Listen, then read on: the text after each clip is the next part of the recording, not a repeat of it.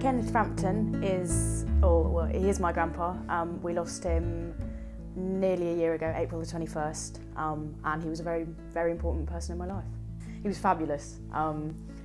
He just had this wonderful personality. He just had such a zest for everything he did. He was funny. He had no qualms about anything. He had a lot of pride. He was, even on a day like today or a summer's day, he'd still be in a suit. He'd wear a suit every single day with his tie. He had a beautiful collection of ties.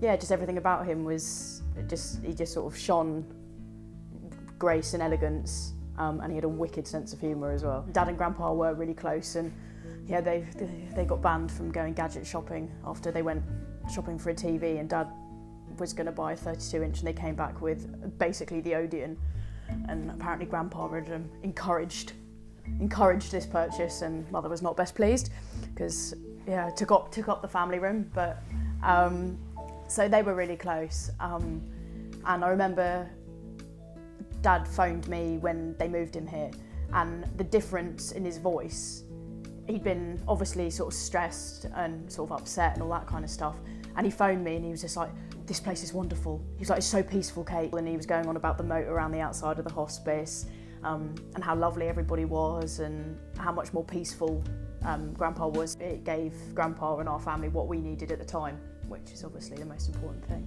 Grandpa was actually only at the Princess Alice Hospice for 2 days. He came on the Thursday morning, and I'm obviously guessing, I'm not a doctor, but I'm guessing that by the time the drugs and everything had worn off from the hospital, it was the Saturday morning, so 2 days later, that the hospice actually phoned my parents and said, "We think today might be the day that he sort of passes." And so my parents were able to get here on the Saturday morning, and they were with him all day when he died, so that was really special.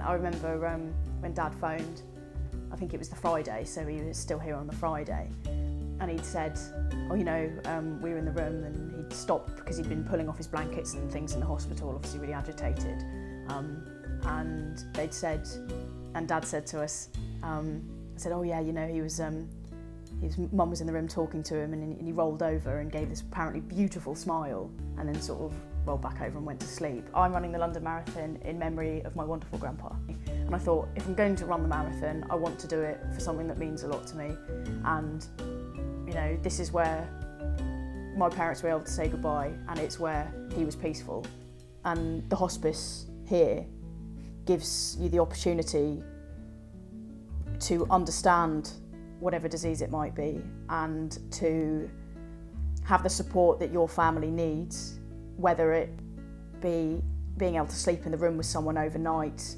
or just having a day where they're looked after by caring professionals, so you can have a day to yourself to hoover the house or whatever it is that you need to do.